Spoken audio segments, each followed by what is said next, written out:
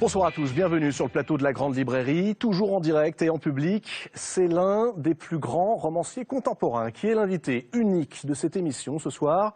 J'accueille en exclusivité l'un des écrivains vivants les plus lus de la planète. Plus de 350 millions d'exemplaires en 40 ans de carrière littéraire. Il publie aujourd'hui son 56e livre, Dr. Sleep. C'est la suite de son roman culte Shining.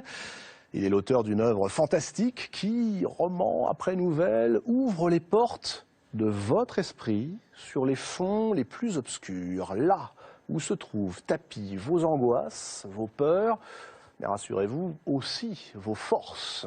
S'il vous plaît, surtout, ne croyez pas qu'il s'agit d'un écrivain de genre, quel que soit le genre, l'horreur, l'angoisse ou je ne sais quoi d'autre.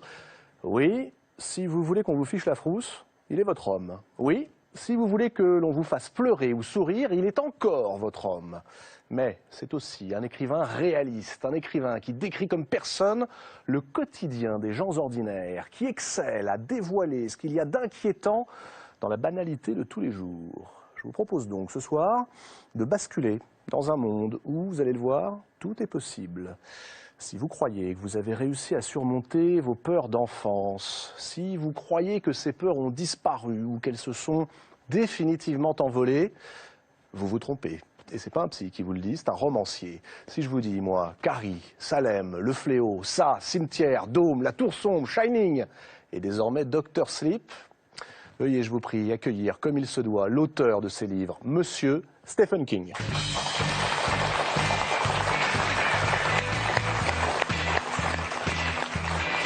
Stephen King. Bonsoir. Stephen King, nice to meet you. Thank you. Stephen King.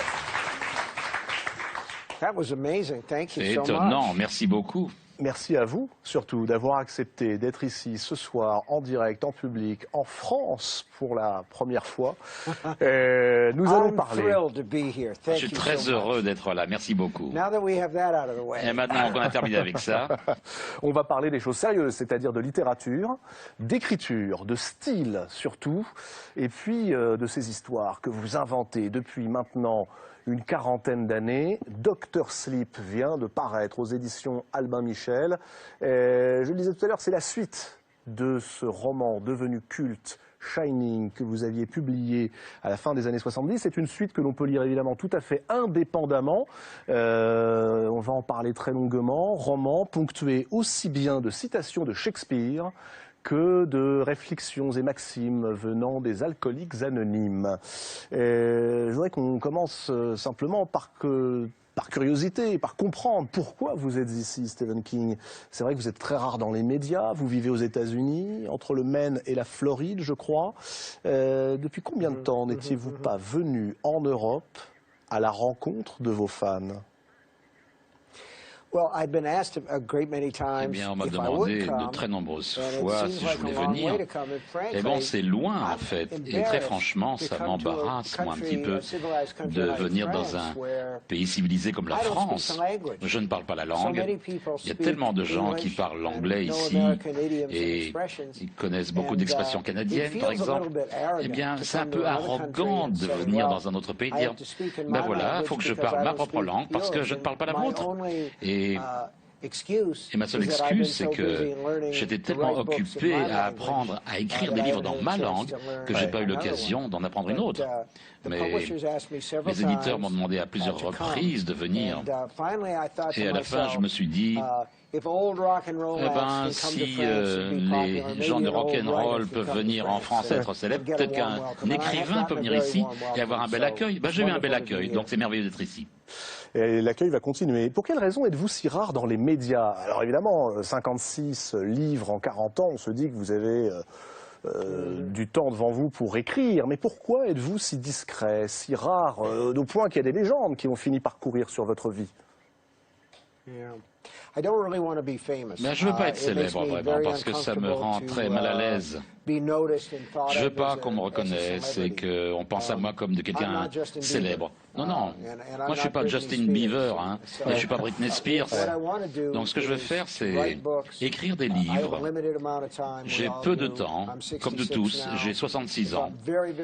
Et si j'ai beaucoup de chance, peut-être que j'aurai encore 10 années productives ou 12. Et Dieu va tourner le bouton un jour, un clic-clac. Et avec le temps qui reste, j'aime bien travailler. J'aime ça. Bon, je savais être en public, bon, beaucoup de gens qui me regardent, la télé, tout ça, ça me terrifie. Les gens me demandent, qu'est-ce qui vous fait peur? Eh ben voilà, les caméras de télé, ça me fait peur. Le public aussi, ça me fait peur. Moi, je suis beaucoup plus heureux quand je suis avec ma femme, mes enfants. Et tout ça est très étrange pour moi. 56 livres publiés, Stephen King. Encore plus d'histoires inventées, parce qu'à l'intérieur de ces livres, il y a des recueils de nouvelles, par exemple Brume, qui est peut-être un des sommets, à mon avis, mais aussi les Minuit, Minuit 2, Minuit 4. Autant d'histoires inventées. Question simple, pourquoi écrivez-vous? Au début, j'ai écrit parce que j'aimais ça. Et personne ne voulait publier ce que j'écrivais. J'avais des lettres de refus après lettres de refus pendant mon adolescence et puis mes années 20. Et quand j'ai commencé à vendre des nouvelles, j'avais une femme et des enfants. Et en fait, je travaillais dans une blanchisserie industrielle. Je lavais des draps dans des motels et des trucs comme ça. Et on était très pauvres. On n'avait pas de téléphone, la voiture marchait pas bien. Et de temps en temps, je vendais une nouvelle à des magazines de filles, quoi. Enfin, des magazines de filles dévêtues, pas Playboy. Hein. Mais il y avait un petit peu d'argent qui rentrait, puis on pouvait acheter des médicaments pour le bébé ou payer le loyer, ce genre de trucs. Donc au début, j'ai écrit par amour de l'écriture, puis après j'ai écrit pour l'argent et l'écriture.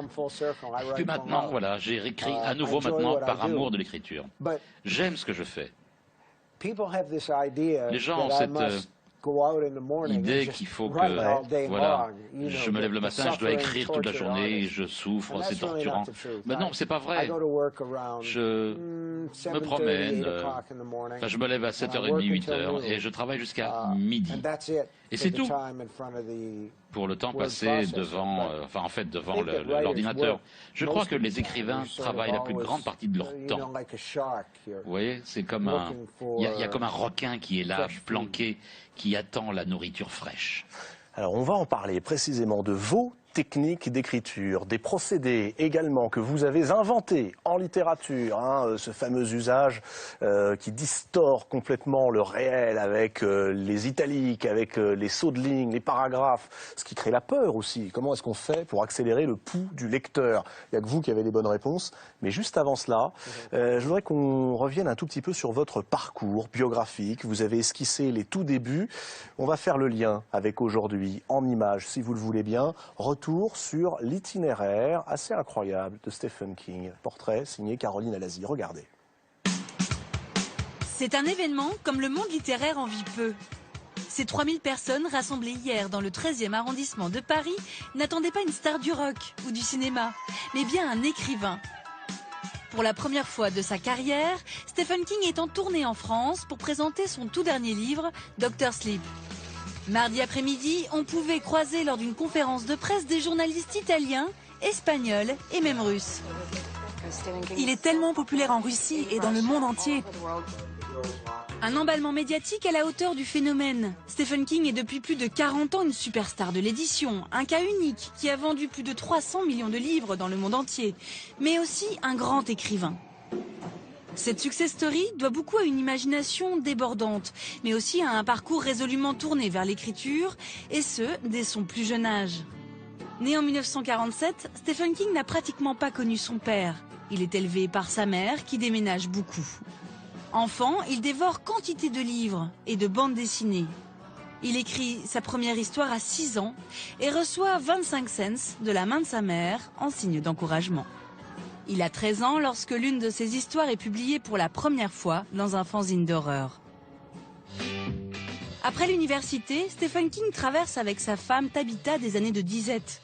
En 1973, il est enseignant, père de famille et vit dans une caravane lorsqu'il écrit les premières pages de Carrie. Peu convaincu, il jette ses brouillons à la poubelle. Sa femme les récupère et le convainc de poursuivre. Carrie devient le premier roman publié de Stephen King. La réception est telle qu'il peut arrêter de travailler et se consacrer à l'écriture. À Carrie succéderont Salem, puis Shining. En 3 romans, Stephen King s'impose comme un écrivain du fantastique.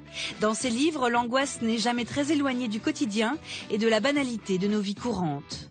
Dès lors, chacun de ses romans est un best-seller. Il écrit à un rythme effréné, publiant au moins un roman par an et signant même sous un pseudonyme Richard Bachman. Dans ses livres, l'écrivain met en scène nos peurs les plus profondes, les plus communes, comme la mort d'un enfant, par exemple dans Cimetière, mais aussi nos angoisses apocalyptiques. Dans Le Fléau, il imagine une pandémie de grippe dévastatrice. Ça, qu'il publie en 1986 et qui est l'un de ses plus grands succès, met en scène une créature prenant l'apparence de ce qui effraie le plus ses victimes. Dans les livres de Stephen King, on croise souvent des écrivains, dans Misery, Shining, Salem ou La part des ténèbres. Il est aussi l'auteur d'une fresque mêlant western et fantasy, La Tour sombre, et a publié quantité de nouvelles qui font la joie des scénaristes de cinéma. En 1999, un drame bouleverse la vie de Stephen King. Il est renversé par une camionnette et gravement blessé. L'accident, c'est une fracture, évidemment, indépendamment des fractures physiques, c'est une fracture morale qui fait que King se remet en cause. Et je pense que c'est salutaire, parce qu'il avait dit qu'il arrêtait à plusieurs reprises, il ne l'avait jamais fait. Il ne peut pas arrêter d'écrire. Et je trouve que, oui, depuis cet accident, il s'est remis en cause et que ses livres sont bien meilleurs. Il y a 2 ans, il marque les esprits en explorant l'Amérique des années 50 et 60. Dans 22-11-63, un enseignant voyage dans le passé pour tenter d'empêcher l'assassinat de Kennedy. Longtemps dédaigné par les critiques, Stephen King reçoit en 2003 le National Book Award pour l'ensemble de son œuvre, prix qui le consacre comme un écrivain majeur. Aujourd'hui, il vit toujours dans le Maine, là où il a grandi et là où se déroulent la plupart de ses histoires. Il joue du rock dans un groupe avec des écrivains, il fait tout un tas de choses, il se passionne pour le sport. C'est un Américain lambda. Il vit normalement, à ceci près qu'il écrit des choses atroces. Mais sinon, c'est un homme normal. C'est vrai ça, Stephen King, vous êtes un homme normal? Yes, I am. Oui, je suis un homme normal, je suis normal. Et bien sûr, je dirais ça de toute manière. Si vous disiez quelque chose de différent, je devrais vous tuer. Non, je rigole là, je rigole. Je vous crois pas. Pour quelle raison, Stephen King? Non, je suis quelqu'un de normal, vraiment. J'écris ces histoires et on m'a demandé à plusieurs reprises pourquoi est-ce que vous écrivez une histoire d'horreur, de surnaturel. Et je réponds, mais pourquoi vous pensez que j'ai le choix? J'ai toujours été attiré par ces histoires, mais je les ai vues aussi comme une manière de parler de la vie normale, parce que dans chaque vie normale ordinaire, il y a des moments de grande tragédie, de grand stress. Et à de nombreuses reprises, nous ne comprenons pas pourquoi ces choses se produisent. Et en écrivant sur le surnaturel, sur l'horreur, sur les choses bizarres dans la vie normale, je peux mettre l'accent sur la vie normale. Et une des choses au sujet de mes livres, c'est que dans beaucoup d'entre eux, comme Cimetière, ouais. C'est un bon exemple, ça. Il n'y a pas de mauvais, vraiment. Il y a des événements qui mettent ces gens-là sous stress, sous pression. Je pense que la littérature, c'est de la fiction sur des gens extraordinaires, dans des circonstances ordinaires.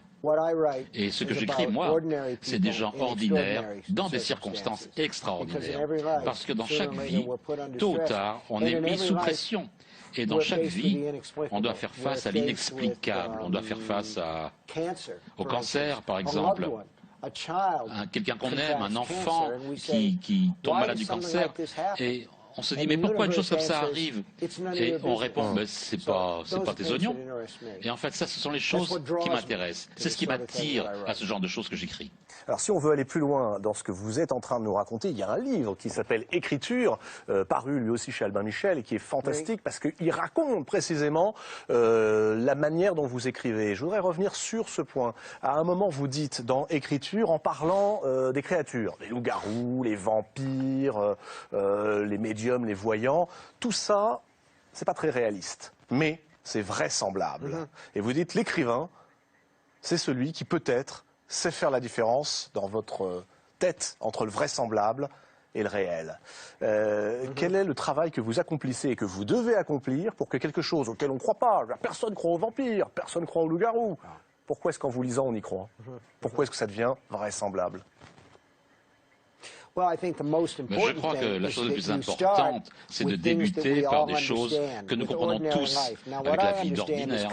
Et moi, ce que je connais, c'est la vie à la campagne. Parce que je vis dans une petite ville, c'est là que j'ai grandi, et je comprends les gens qui vivent là-bas. Mon boulot, en tant qu'écrivain, et Émile Zola dirait la même chose, et Frank Norris, Thomas Hardy, Theodore Dreiser dirait la même chose. La chose la plus importante est de raconter la vérité sur la façon dont les gens se comportent et la façon dont les gens réagissent à des circonstances qui se produisent. Ça peut être, par exemple, avoir un enfant qu'on n'a pas voulu et de découvrir que, par exemple, une petite fille est enceinte, ou ça peut être une mort soudaine, ça peut être un meurtre, quand dans An American Tragedy de Dreiser. La chose importante, c'est de raconter la vérité. C'est ce que Frank Norris, qui a écrit La pieuvre, il dit, j'aime bien ces écrivains naturalistes, raconter la vérité. Il dit, qu'est-ce que ça peut me faire, ce que les critiques disent de moi? Moi, je n'ai jamais triché, je dis la vérité. Donc je veux dire la vérité sur des petites gens, et puis je veux introduire cet autre élément. Ça peut être un loup-garou, ça peut être un vampire, ça peut être un clown qui vit dans les égouts, qui attrape les enfants, ça peut être un retour dans le temps pour tenter de sauver John Kennedy.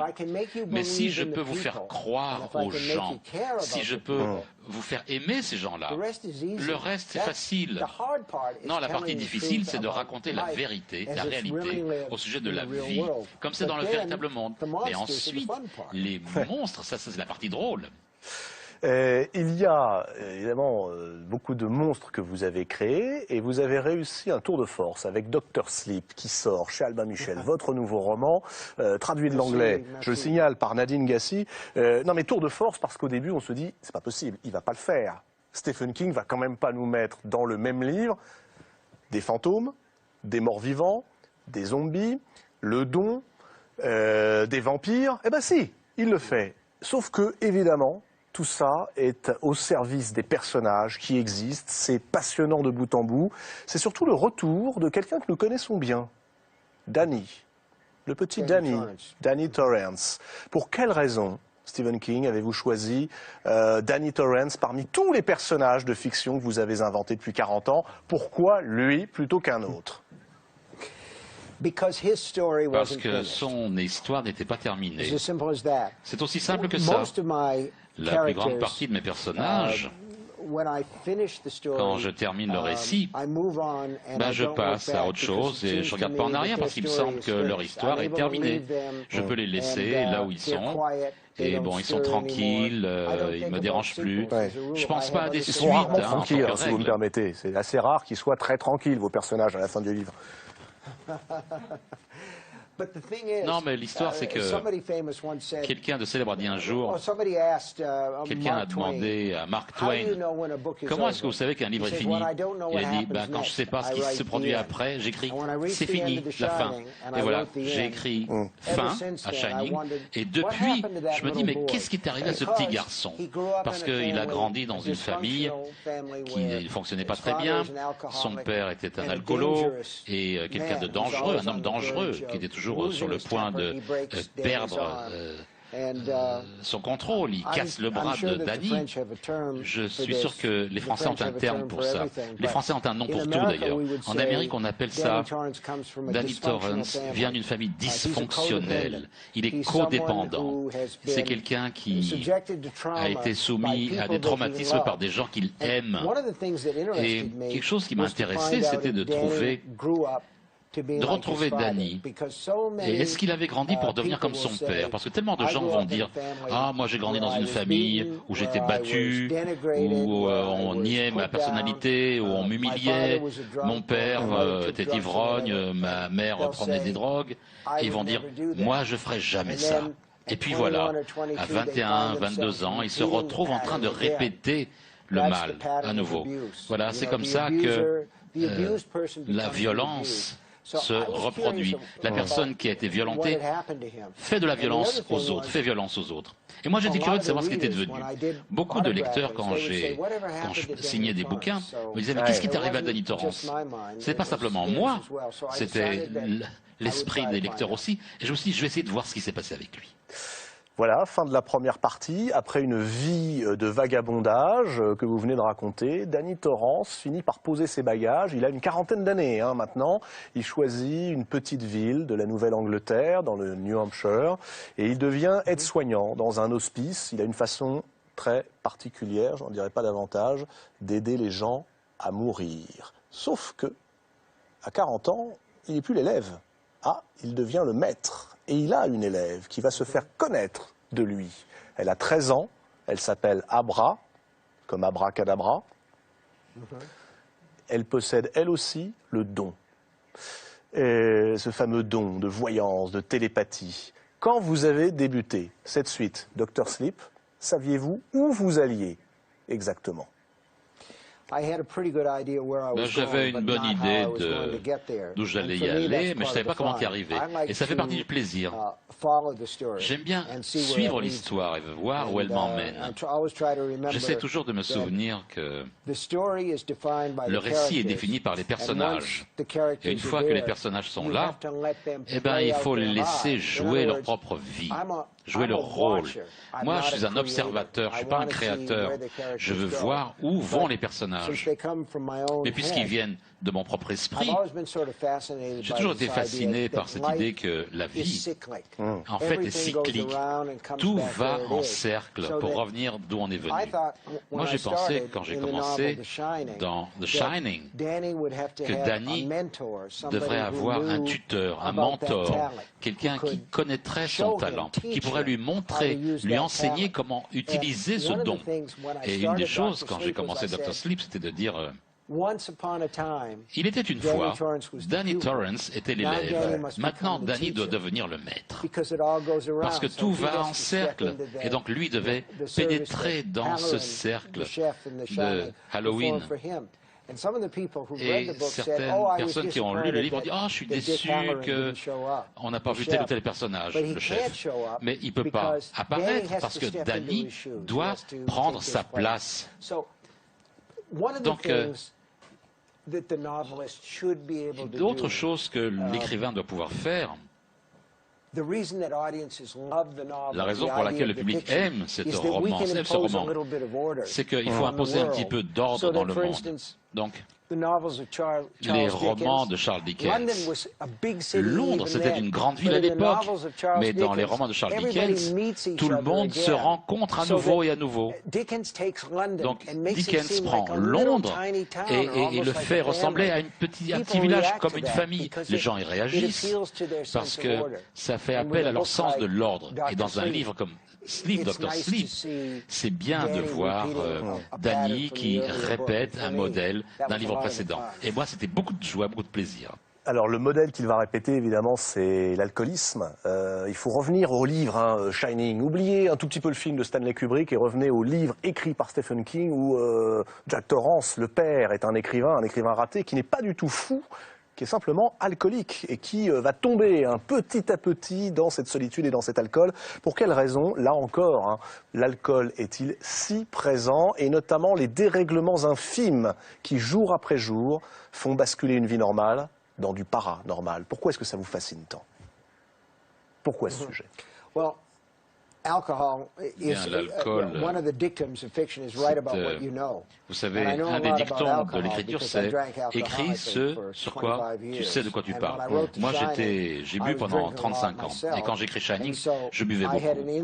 Et j'avais une vision intérieure du personnage de Jack Torrance. Je ne dirais pas une vision unique, mais bon, quelque chose de très valable à avoir.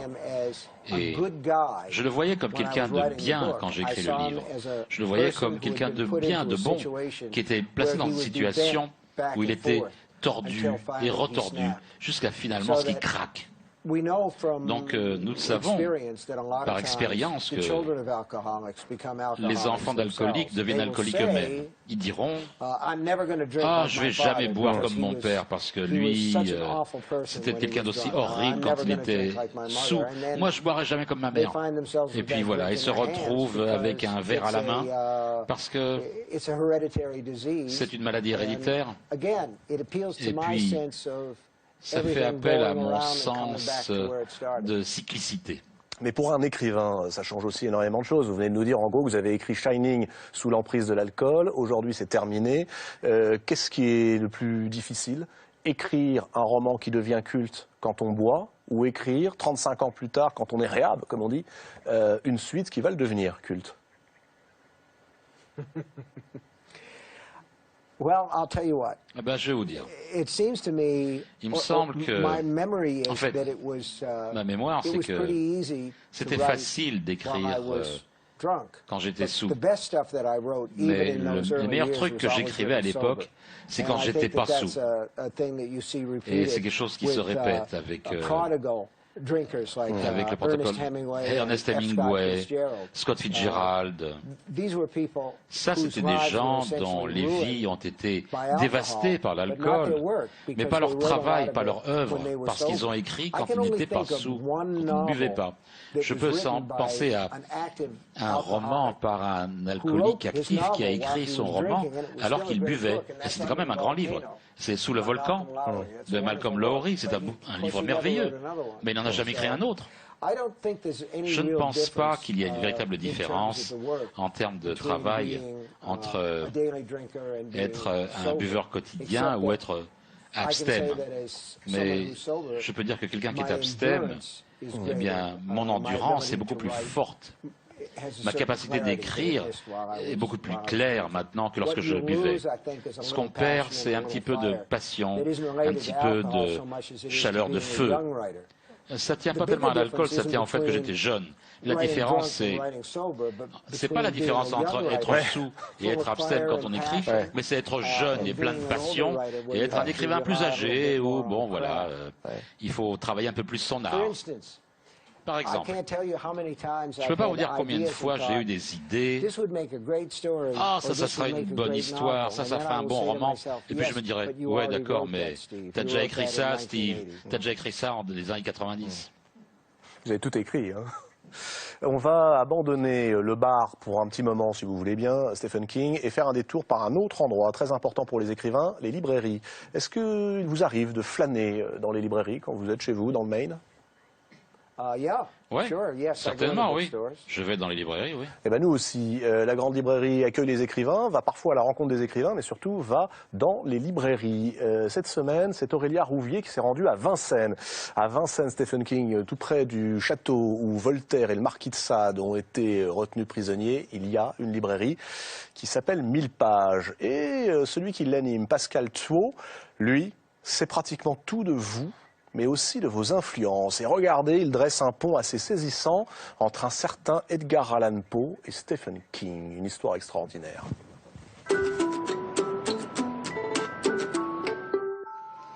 La librairie 1000 pages à Vincennes est une librairie généraliste, mais parmi les libraires qui œuvrent ici, Pascal Thuot est un fan inconditionnel de Stephen King.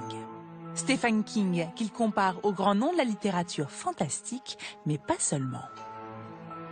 De tout temps, le fantastique jaillit du quotidien, vient rompre une réalité bien établie. C'est le cas chez Edgar Allan Poe, où des éléments dans ses nouvelles viendront perturber les équilibres un peu fragiles. Stephen King est vraiment un héritier de cette littérature, de Hawthorne, d'Edgar Poe, mais lui a ajouté, je pense, une dimension sociétale, une dimension sociale qui donne à son œuvre une profondeur tout à fait particulière.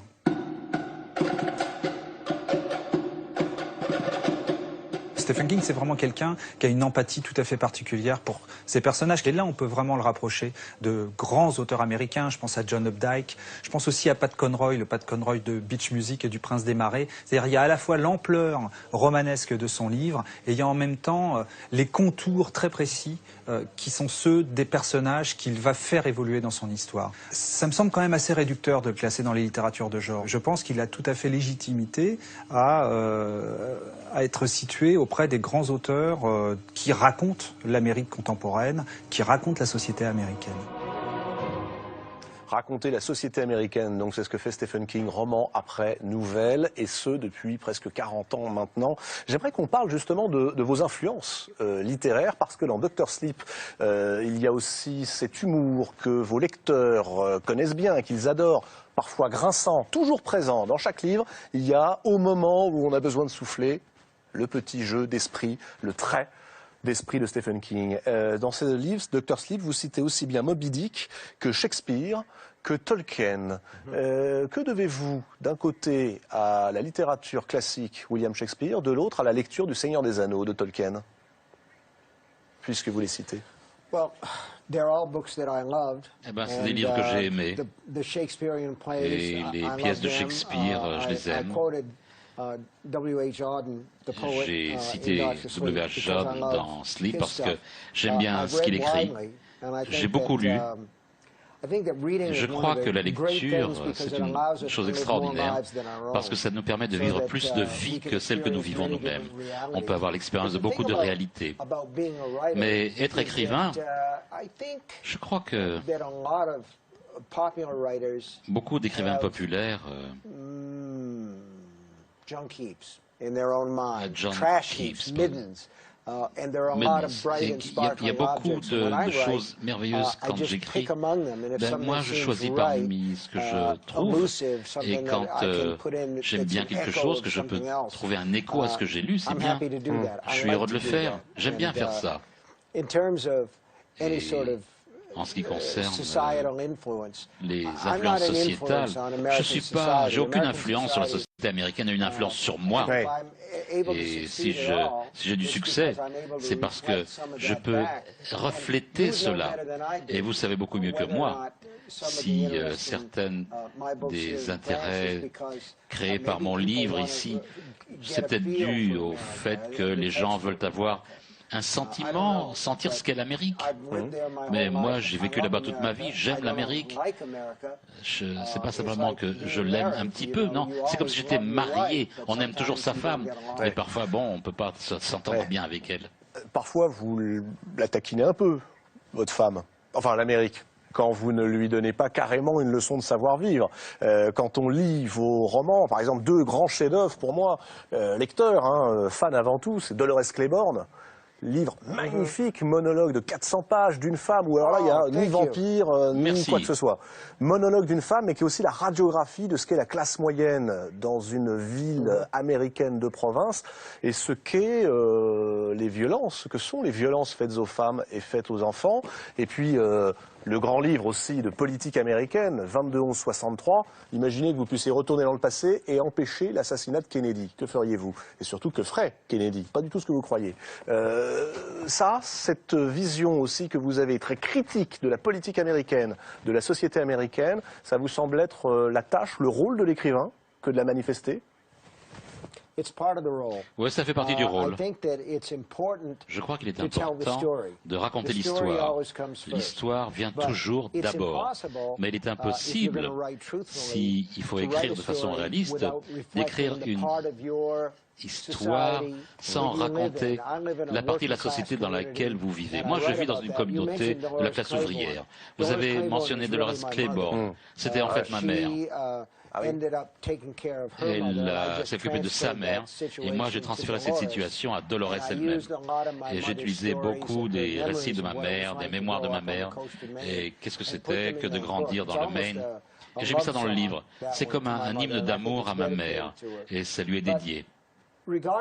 Mais quel que soit le livre, il est impossible de ne pas raconter autant qu'on le sait sur la société dans laquelle on a grandi. C'est comme lire Zola, la bête humaine. On ne peut pas lire ce livre sans comprendre qu'il y a une différence entre les classes en France au XIXe siècle. C'est là, c'est aussi bon qu'une leçon d'histoire. Mais Zola, ça ne l'intéressait pas. Au-delà de l'histoire. Ce n'était pas un message social. Si, en fait, vous voulez faire des messages sociaux, écrivez des tracts politiques. Moi, ça ne m'intéresse pas. Vous savez, avec le 22-11-63, c'était mon occasion de véritablement montrer l'Amérique dans laquelle j'ai vécu, moi, à l'époque. Alors, l'Amérique dans laquelle vous aviez vécu, celle dans laquelle vous avez grandi, et il faut lire, effectivement, Dolores Claiborne pour comprendre ce que c'était que cette Amérique, avec une mère qui, en tout cas, transposée dans le roman, fait des ménages, hein, et là, pour assister les riches, ça nous ramène à votre enfance. Et j'ai quand même l'impression, Stephen King, que c'est ça, le grand sujet, en réalité, pour vous, retrouver ce royaume perdu de l'enfance avec les dons, le moment où on avait de l'imagination, c'est-à-dire avant qu'on devienne un adulte, en quelque sorte. Vous étiez quel genre d'enfant, vous ? Quand on me demande quel type d'enfant j'étais, je pense toujours que le sous-texte, c'est qu'est-ce qui vous a tellement dérangé pour que vous écriviez comme vous écrivez aujourd'hui. Mais bon, moi j'ai eu une enfance très heureuse. Je dirais pas que c'était idyllique au sens où quand Ray Bradbury parle de son enfance, il raconte comme si c'était un Éden d'où il avait été chassé. Moi, j'ai jamais ressenti ça, mais j'ai bien aimé mon enfance, j'aimais la liberté d'imaginer, de pouvoir monter sur la bicyclette, d'aller où je voulais. J'aimais aller au cinéma et être dans ce monde magique, de voir des monstres comme King Kong et les bouquins de Mothra. J'ai eu une belle enfance. Il n'y avait pas beaucoup d'argent, mais on n'a rien manqué, on n'a pas manqué un repas. Hein. Donc c'était bien. Mais vous avez raison de penser qu'il y a toujours un sous-texte quand on vous interroge sur votre enfance, parce que, allons-y, mettons les pieds dans le plat et posons la question. Il y a deux personnages récurrents dans tous vos livres. Il y a l'enfant, et puis il y a le vieux sympa. Le paternel, qui n'est pas vraiment votre père, le gaillard sauvage mais solide, qui a 70 ans et qui prend sous son aile, quitte d'ailleurs à y laisser sa peau, qui prend sous son aile le héros. Comme si vous aviez voulu, vous qui avez grandi sans père, vous créer tout un tas de pères de substitution.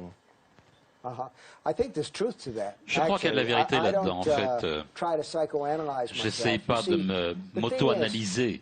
En fait, quand on en vient au fantastique et au vraisemblable et à ce qu'on aimerait faire, les gens peuvent aller voir un psychiatre ou un psychothérapeute et payer de l'argent pour que ces choses-là sortent. Alors que moi, je raconte ces histoires et les gens me payent moi. Donc, c'est une situation merveilleuse. Mais je n'ai pas eu de père en grandissant. Et je ne pense pas que j'ai manqué de père, parce que je ne me souviens pas d'en avoir eu un. Mais il y a cette image récurrente dans les livres, une figure paternelle qui revient. Jack Crandall, qui est un vieux type sympa dans Cimetière. Il y a aussi Louis Creed, qui est le père dans Cimetière aussi. Oui, je pense que, d'une certaine manière... Matthew, dans Salem aussi, on pourrait citer évidemment dans Dr. Sleep, là cette fois-ci Billy, il y avait Richard aussi, le chef cuistot de l'hôtel Overlook.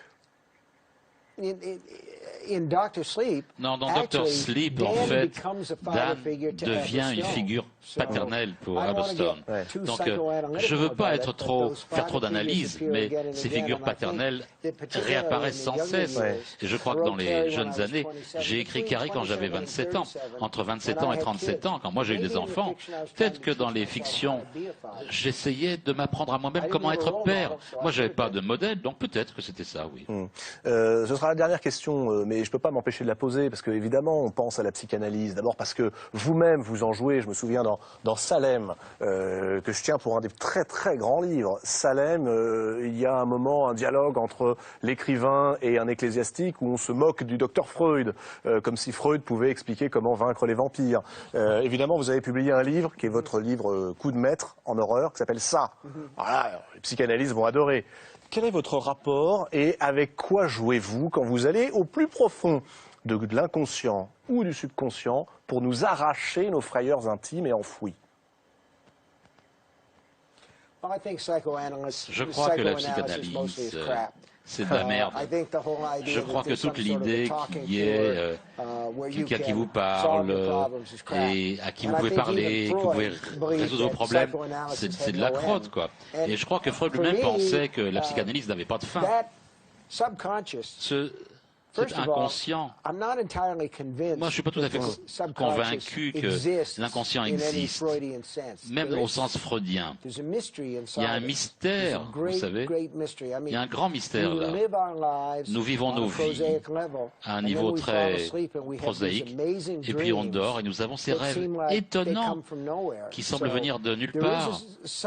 Il y a quelque chose dans le sous-conscient de notre crâne. Mais c'est une ressource dans laquelle il faut puiser. C'est pas un lac empoisonné qui doit être vidé. Non, pas du tout. Gardez-le. Il faut l'utiliser. Et c'est vraiment une partie intéressante de vous-même. S'il y a un Dieu, c'est là qu'il se trouve. S'il y a un Dieu. Et moi, j'aime bien ça. S'il y a un Dieu. Il y en a un Dieu ou pas? Parce que vous le citez souvent, un Dieu. Il existe ou pas, selon vous?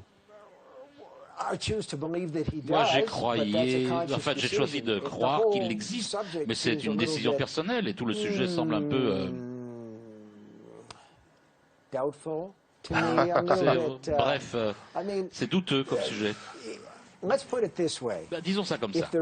S'il y a un Dieu, il n'est pas... S'il y a un Dieu, quand le pape va mourir, le pape va être très surpris. Et quand vous et moi, on va mourir, nous, on va être surpris. Parce que ça ne ressemblera à rien de ce à quoi on pense. Ça ne fait pas de mal de croire en Dieu. Ça aide. Pourquoi pas? En tout cas, s'il y a un Dieu, il ne s'occupe pas beaucoup de ce qui se passe dans la vie des personnages de Stephen King. Dr. King, puisque vous êtes le maître de l'épouvante, je vous ai aussi... Ouais, moi je suis leur Dieu. C'est vous. Oui, vous savez, pour mes personnages, c'est moi leur Dieu. Moi. Et je pense probablement que, comme les personnages le pensent, ils sont manipulés. Mais est-ce que vous vous sentez pas pareillement, non? Peut-être que quelque part, dans un autre monde, quelqu'un est en train d'écrire notre histoire. Un écrivain, Dieu comme écrivain, ben voilà. Voilà, Dieu est un écrivain. Puisque vous êtes le maître de l'épouvante, je vous ai préparé un petit questionnaire épouvante, Stephen King. On va baisser les lumières, laisser monter la musique. Et je vais vous demander de répondre très simplement aux questions suivantes. Le pire cauchemar que vous ayez fait? Je pense que ce serait le cauchemar de devoir être dans une pièce et de ne pas avoir appris mon rôle et de ne pas avoir repassé ma chemise. C'est un rêve, un cauchemar récurrent dans ma vie. Devoir monter sur scène, je ne suis pas préparé. Votre pire angoisse aujourd'hui? Je crois que si je devais dire ma pire angoisse, c'est que tellement de gens en Amérique sont armés et il y a tellement de violence avec les armes à feu. C'est ce que j'ai à l'esprit. Vous êtes écrivain. Quel est le mot le plus terrifiant de la langue? Vous qui savez accélérer le pouls du lecteur comme personne. Je vous propose 4 mots. Meurtre, enfer, mal ou seul? Aucun. La folie. Oui, il y a des choses mauvaises, il faut s'en occuper. Mais la chose qui me terrifie, c'est l'idée de perdre l'esprit, que ce soit avec un AVC ou de l'Alzheimer, des choses comme ça.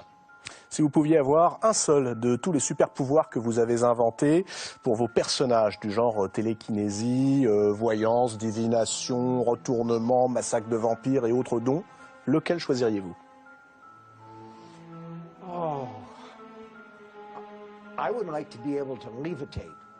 J'aimerais bien léviter, voler, mais j'aimerais pas lire les esprits parce que j'aimerais pas savoir ce que les gens pensent de moi. Et je suis attiré par l'idée de l'invisibilité, mais ça semble immoral. Donc je dirais, j'aimerais bien voler. Dans les rêves, nous le faisons, n'est-ce pas? Et c'est euphorisant. Vraiment. La scène la plus terrifiante que vous ayez écrite?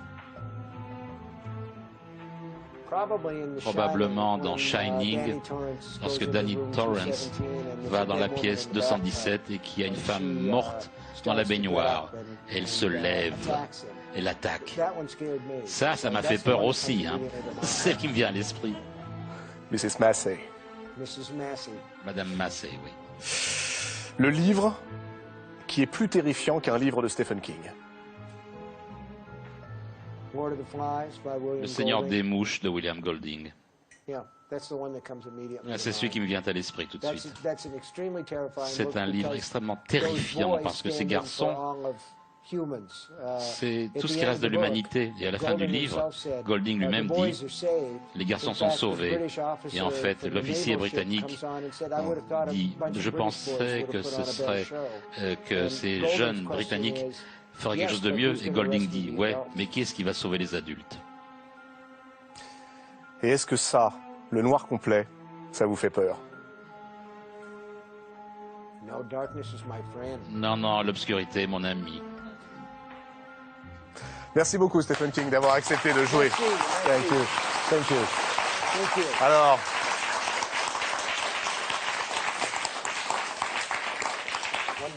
Dites-moi, William Golding, que vous avez cité, il n'a pas été prix Nobel de littérature. Pourquoi est-ce que Stephen King ne serait pas éligible à des récompenses comme ça? Pourquoi est-ce que, justement, on n'a pas aujourd'hui une reconnaissance critique du grand public aussi pour les écrivains comme celui que vous êtes aujourd'hui? Je ne suis pas certain de pouvoir répondre à cette question, mais je pense qu'il y a eu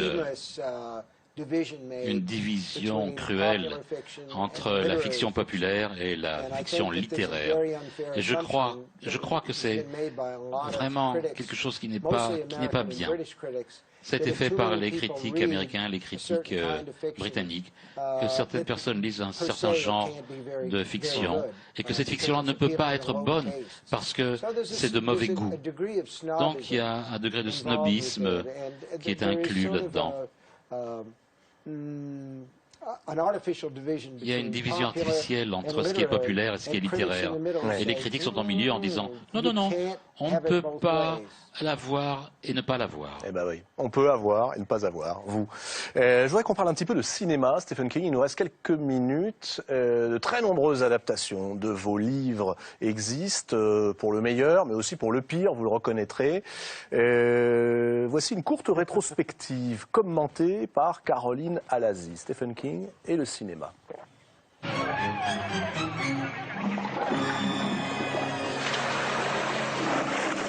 Cette scène a marqué l'histoire du cinéma d'épouvante. Carrie White, devenue pour une soirée la reine du bal, se fait une nouvelle fois humilier par ses camarades. Aidée par ses pouvoirs de télékinésie, sa vengeance sera terrible. Ce film est adapté du premier roman de Stephen King, Carrie. Brian De Palma avec Carrie, l'adaptation en 1976, lance King de façon monumentale. C'est-à-dire que le film est réussi, même s'il se démarque un peu du livre, et il sera le premier d'une longue série. Les réalisateurs qui s'emparent les premiers des romans de Stephen King pour les adapter sont donc Brian De Palma, mais aussi Stanley Kubrick, George Romero, David Cronenberg et John Carpenter. Soit 5 des plus prestigieux cinéastes américains. Entre 1976 et 1983, ils réalisent des adaptations cultes des romans de Stephen King. Ils ont l'intelligence de voir dans sa littérature quelque chose qui va beaucoup plus loin que simplement de vendre des livres avec des titres racoleurs et des sujets faciles. D'ailleurs, les sujets sont pas faciles et les livres de King sont pas faciles, sont des livres longs, sont des livres souvent compliqués, avec des personnages qui sont pas forcément évidents. Sa littérature à lui, elle est beaucoup plus exigeante qu'elle en a l'air. Et c'est ça que les cinéastes voient. Mais ce n'est pas parce que Stephen King plaît aux cinéastes que les films plaisent à Stephen King. L'écrivain se sent trahi par l'adaptation de Shining de Stanley Kubrick, qui sort en 1980, avec Jack Nicholson dans le rôle du père de famille, Jack Torrance. Et le problème du personnage de Jack Torrance, c'est que, à mon avis, il est écrasé, phagocyté par Jack Nicholson. Ce personnage qui n'était pas si pourri que ça, pas si dingue que ça. Il en a fait quelque chose d'énorme et finalement peu crédible. La quarantaine d'adaptations existantes laisse voir le pire comme le meilleur, du culte comme de la série Z. Parmi les grandes réussites, Misery, signé Rob Reiner. Is this what you're looking for? En 1990, Kathy Bates, dans le rôle d'une lectrice psychopathe qui séquestre son écrivain préféré, obtient l'Oscar de la meilleure actrice. I found your key. Quand les romans sont des romans de 1000 pages, peut-être que c'est difficile d'adapter et que les gars se perdent dans cet univers, c'est un peu boursouflé et donc ils n'y arrivent pas. Quand c'est des romans qui se tiennent ou des courtes nouvelles, là ça marche parce que l'essentiel est dit et du coup c'est plus facile sans doute de ne pas se perdre en route. Adapter une nouvelle de Stephen King, c'est ce que fait Frank Darabont quand il réalise Les Évadés. Quelques années plus tard, il porte à l'écran La Ligne verte, avec Tom Hanks, qui connaît un grand succès. Les romans longs et foisonnants de Stephen King se prêtent bien au genre de la série. Le romancier lui-même s'y intéresse dès les années 90 et écrit des scénarios originaux. Dernièrement, il a co-signé le scénario de la série Under the Dome, adapté de son roman fleuve, Dome, paru il y a 2 ans en France. Et si l'on tremble devant les multiples adaptations de Stephen King, une question subsiste. Des livres ou des films, qu'est-ce qui reste le plus terrifiant ? C'est beaucoup plus effrayant dans les livres, c'est évident. La persistance, on va dire, dans l'esprit du lecteur d'un livre d'horreur n'est pas du tout la même. Elle reste très très longtemps. Il vous laisse sous-entendre des choses et donc l'imagination galope. À la lampe de poche, la nuit, c'est pas juste la nuit que ça dure, c'est plusieurs nuits qu'on y pense. Des personnages absolument charismatiques dont on se souvient tous depuis des années grâce au cinéma mais surtout grâce aux livres. Des personnages, des histoires. Il est temps de nous le dire maintenant, Stephen King. D'où viennent ces histoires ? D'ordinaire, je vois des choses différentes et je les mets ensemble en un seul récit. Avec Dr. Sleep, c'était l'idée de Danny Torrance, qui travaille dans un hospice. Et cette idée est venue d'une petite histoire que j'ai vue à la télé américaine sur un chat qui s'appelle Oscar, qui savait quand les gens de l'hospice allaient mourir. Et je me suis dit, je peux utiliser ce chat dans l'histoire, mais aussi je peux faire que Danny soit l'équivalent humain du chat et qui saurait quand la mort arrive. Dans beaucoup de films, moi j'étais un fan de cinéma même avant de savoir lire. Ma mère m'a emmené voir Bambi quand j'avais 3 ans et c'est vraiment une des mémoires les plus claires de mon enfance. Vous savez, c'est Feux de forêt et vous savez, c'est la terreur qui m'a saisi quand la mère de Bambi meurt dans le film. Donc je suis allé à la fac, je suis tombé amoureux de la poésie, et la meilleure poésie pour moi, c'était la poésie qui montrait avec clarté des images du monde, plutôt que de me dire d'aimer ceci ou de haïr cela. Et en fait, voir le monde à travers un poème, comme vous pouvez voir le monde dans un film, c'est le genre de choses que je voulais écrire. Je voulais écrire des choses très visuelles, une fiction visuelle, parce que c'est plus facile de croire au fantastique si on le montre très clairement. Et ça attire beaucoup les réalisateurs de cinéma. Montrer les images du monde, et pour ça, vous l'avez dit, il n'y a rien de mieux que la poésie. Il y en a beaucoup dans vos livres. Je voudrais qu'on parle justement de ce style qui est le vôtre. Comment faites-vous pour créer ce suspense? Je crois que la chose la plus importante sur la création du suspense, c'est de créer des personnages que le lecteur va aimer de façon positive. Et je crois que c'est possible que les gens aiment même les méchants, parce que même les mauvais dans la vie de tous les jours se voient comme étant des gens bien. Ils vont dire « Ah ouais, j'ai tué ce gars, ouais, je l'ai volé, mais j'avais besoin de le faire ». j'avais besoin de la drogue, ma femme avait besoin de ceci ou de cela. Bon, il y a toujours une raison. Mais plus les lecteurs peuvent aimer vos personnages, plus il est possible de créer le suspense quand vous les mettez en péril. C'est vrai qu'on les aime, vos personnages, au point qu'on s'en souvient très longtemps après avoir refermé le livre. Je disais tout à l'heure, il y a un personnage qui est le personnage principal de tous vos romans, qui est l'enfant. Et puis il y a une question qui revient dans tous les livres, jamais véritablement de réponse. J'aimerais bien que vous nous la donniez ce soir. La question est simple. D'où vient le mal? Réponse. Ah ben, je ne sais pas. J'aurais répondu à ça il y a très longtemps si je le savais. C'est une question irrésolue dans ma vie et dans mon œuvre. Et elle le sera toujours irrésolue. D'où vient le mal? Est-ce que le mal vient de nous, de l'intérieur de nous? Est-ce que ça fait partie de l'équipement originel? Ou est-ce que ça vient de l'extérieur? Vous savez, c'est très réconfortant de croire que le mal vient d'une force extérieure. Vous connaissez le film L'Exorciste? Il y a une jolie petite fille qui fait des choses horribles. Et elle pousse un réalisateur à travers la fenêtre et le tue. Mais elle est bien, elle est bonne. Vous voyez, le mal vient de l'extérieur. C'est vraiment un démon qui l'a possédé. Je crois que dans beaucoup de cas, le mal vient d'une faille en nous-mêmes. Et d'où vient cette faille? C'est autre chose. C'est très clair que nous avons quelque chose qui est mauvais dans la nature humaine.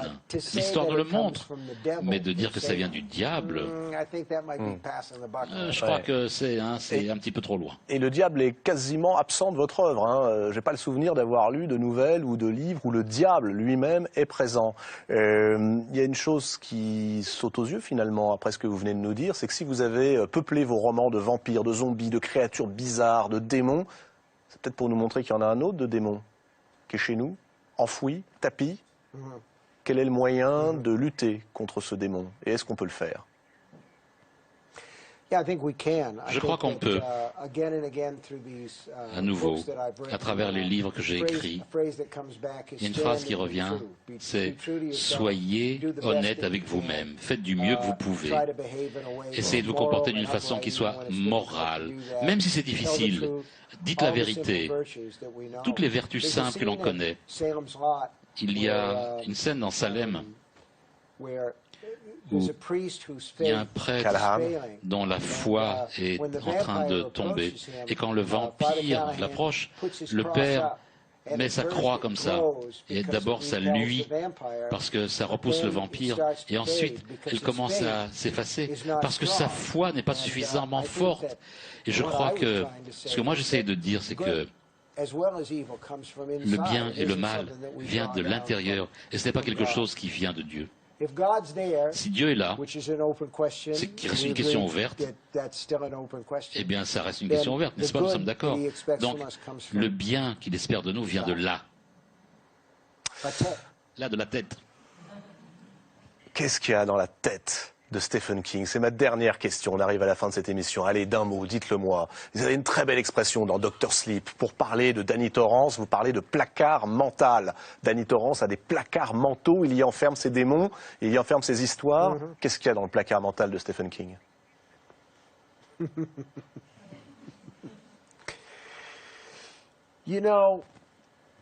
C'est le genre de question que d'ordinaire, je trouverais la façon d'éviter la réponse. C'est comme les hommes politiques qui font des petits tours pour éviter ça. Mais moi, j'ai un certain nombre d'idées et de récits qui sont là-dedans. Et j'ai un engagement à remplir, des choses comme ça.